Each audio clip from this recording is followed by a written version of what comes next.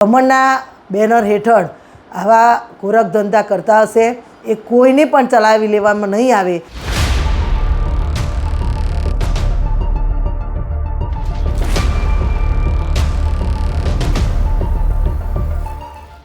Even suspend કરવાની પણ સૂચના આપશે તો સસ્પેન્ડ પણ કરીશું.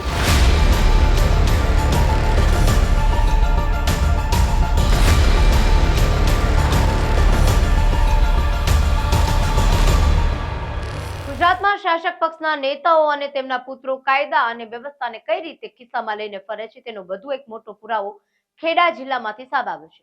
અહીં એક તરફ ભાજપના યુવા નેતાના પ્રભાવમાં આવીને ગુજરાતી ફિલ્મની સુપરસ્ટાર અભિનેત્રી છેતરાઈ હોવાની અને મારી નાખવાની ધમકી મળી હોવાની સનસનાટી આક્ષેપ થયો છે, તો બીજી તરફ ભાજપના તાલુકા પંચાયતના સદસ્યનો પુત્ર લાખો રૂપિયાનો વિદેશી દારૂની હેરાફેરી કરતો રંગે હાથે ઝડપાયો છે. શું છે આ સમગ્ર મામલો તે જોઈએ તે પહેલા અમારી ચેનલને લાઈક, શેર અને સબસ્ક્રાઇબ કરવાનું ચૂકશો નહીં. નમસ્કાર, લલકાર ન્યૂઝ સાથે હું કિરણ ગઢવી.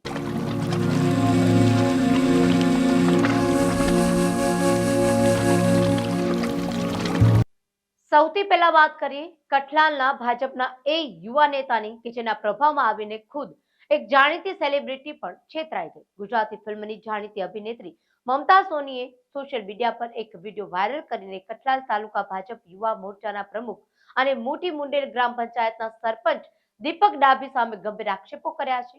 આક્ષેપ છે કે દીપક ડાભીએ ફેબ્રુઆરી માસમાં 3 અલગ અલગ મોટા કાર્યક્રમો કર્યા હતા, પરંતુ તે કાર્યક્રમો નક્કી થાય તે પહેલાનું મહેનતાણું અભિનેત્રીને ચૂકવ્યું નથી. મમતા સોની જ્યારે પણ પોતાના હકના રૂપિયાની સતત ઉઘરાણી કરતી ત્યારે આ નેતાજી તેને પૈસા આપવાના બદલે ગલ્લા તલાક કરતા હતા. હદ તો એ વાતની થઈ ગઈ કે રકમ ન આપવી પડે તે માટે આ ભાજપી નેતા અભિનેત્રીને જાનથી મારી નાખવાની ધમકી પણ આપી હોવાનો આરોપ છે. નેતાજીની આ પોલ ખોલતો વિડીયો સોશિયલ મીડિયા પર જોરદાર વાયરલ થઈ રહ્યો છે. જો કે આ વાયરલ વિડીયોની ન્યૂઝ ચેનલ પુષ્ટિ કરતું નથી, પણ આ સમગ્ર મામલે સોશિયલ મીડિયા પર લોકો નેતાજીને દબંગાઈ સામે સવાલો ઉઠાવી રહ્યા છે. આ છે મોટી મોડેલના સરપંચ દીપક ડાભી. આ એમની પ્રોફાઇલ છે, જેમના થ્રુ મેં 3 પ્રોગ્રામ કર્યા હતા અને એમને કીધું એક સાથે બધું પેમેન્ટ કરી દેશે અને હું કન્ટિન્યુ એમને રિમાઇન્ડર આપતી રહી ક્યારે કરશો. 14 ફેબ્રુઆરી કે 19 ફેબ્રુઆરી એમનો લાસ્ટ પ્રોગ્રામ કર્યું હતું અને એના પછી આજે તારીખ થઈ ચૂકી છે 15 જૂન. એટલે માર્ચ, એપ્રિલ, મે, જૂન ઓલમોસ્ટ 4 મહિના થઈ ગયા છે અને એ વાયદા પર વાયદો કરી રહ્યા છે. અને પછી થાકીને મને એમ થયું કે હું કેટલી વાર એમને કોલ કે મેસેજીસ કરું, તો મેં મારી એક ફ્રેન્ડને કીધું કે ભાઈ તું થોડું કોન્ટેક્ટ કરતી રહેજે, ફોલોઅપ લેતી રહેજે.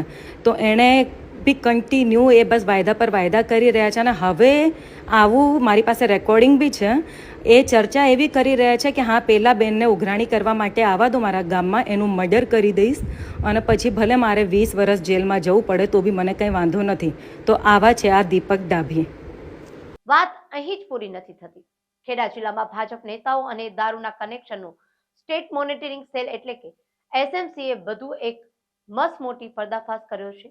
જિલ્લા પંચાયતના સદસ્ય બાદ હવે કપડવંજના ભાજપના તાલુકા પંચાયતના સદસ્યનો પુત્ર જ મોટો બુટલેગર નીકળ્યો છે. જી હા, કપડવંજ તાલુકા પંચાયતની વઘાસ બેઠકના ભાજપ સદસ્ય મફતભાઈ ઝાલાના પુત્ર લિંકન ઝાલાએ એસએમસીની ટીમે દારૂની ખેપ મારતા રંગે હાથે ઝડપી લીધો છે. બાતમીના આધારે પોલીસે કપડવંજ કઠલાલ રોડ પર મોહર નદીના બ્રિજ પાસે વોચ ગોઠવી હતી અને ત્યારે પસાર થતી એક સફેદ કલરની હુન્ડાઈ ક્રેટા કારને આંતરી હતી.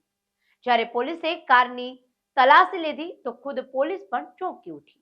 કારમાંથી ભાજપ નેતા પુત્ર લિંકન ઝાલા અને તેના સાગરીતો જિગ્નેશ ઝાલા પાસેથી વિદેશી દારૂ અને બિયરની કુલ 2160 એટલે કે 2160 બોટલ મળી આવી હતી.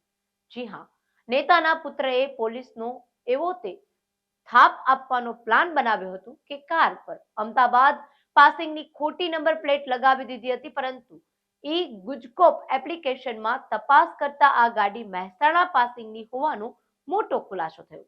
એસએમસીએ આ સ્થળ પરથી આશરે 6 લાખ રૂપિયાનો દારૂ, 5 લાખ લક્ઝુરિયસ કાર અને મોબાઈલ અને રોકડ મળીને કુલ 11,31,000ની વધુ મુદ્દામાલ જપ્ત કર્યો છે.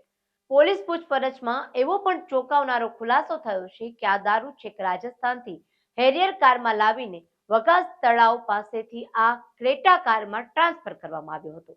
હાલ કપડવંજ ટાઉન પોલીસે નેતાના પુત્ર સહિત 8 આરોપી સામે ગુનો નોંધી વધુ તપાસ હાથ ધરી છે. ગઈકાલે કપડણ મુકામે કપડણ તાલુકા પંચાયતના સદસ્યના પુત્રનું જે પ્રકારે દારૂ પકડ્યો છે, એસએમસીની રેડ થઈ, અગાઉ પણ જિલ્લા પંચાયતના સભ્યનો પણ આ જ પ્રકારે રેડ થઈ અને દારૂ પકડ્યો હતો. આ પ્રકારેની જો ભારતીય જનતા પાર્ટીના કમળના બેનર હેઠળ આવી કામગીરીને આવા કૃત્ય કરતા રહેશે તો કોઈને પણ ચલાવી લેવામાં નહીં આવે. પાર્ટી જ્યારે ટિકિટ આપી અને એમને પ્રજાની સેવા કરવા માટે જ્યારે પ્રતિનિધિ બનાવ્યા હોય ત્યારે કમળના બેનર હેઠળ આવા ગોરખ ધંધા કરતા હશે એ કોઈને પણ ચલાવી લેવામાં નહીં આવે. જે પ્રકારે આ બંને જિલ્લા પંચાયત તાલુકા પંચાયતના સભ્યોએ જે પ્રકારે કર્યું છે એની જાણ હું પ્રદેશમાં અગાઉ પણ કરી હતી અને આજે પણ હું એ જાણ કરીશ. પ્રદેશ જે પ્રકારે સૂચના આપશે એ પ્રકારે એમના ઉપર કાર્યવાહી પણ કરીશું. ઇવન સસ્પેન્ડ કરવાની પણ સૂચના આપશે તો સસ્પેન્ડ પણ કરીશું. કોઈ રીતે ચલાવી લેવામાં આવશે નહીં. ગુજરાતમાં ડ્રાય સ્ટેટ હોવાના દાવાઓ વચ્ચે જ્યારે શાસક પક્ષના નેતાઓના દીકરાઓ જ લાખો રૂપિયાની દારૂની હેરાફેરી કરતા પકડાય અને યુવા મોરચાના પ્રમુખો કલાકારોના નાણાં ઓળખી જઈને જાનથી મારી નાખવાની ધમકીઓ આપતા હોય ત્યારે કાયદો અને વ્યવસ્થા તેમજ પાર્ટીની છબી સામે અનેક ગંભીર સવાલો ઊભા થાય છે. શું આ નેતાને સામે પક્ષ કે કોઈ કડક પગલાં લેશે કે પછી દર વખતની જેમ મામલો થાળે પડી દેશે? તમારું આ મુદ્દે શું કહેવું છે? અમને કોમેન્ટ બોક્સમાં જરૂરથી જણાવશો.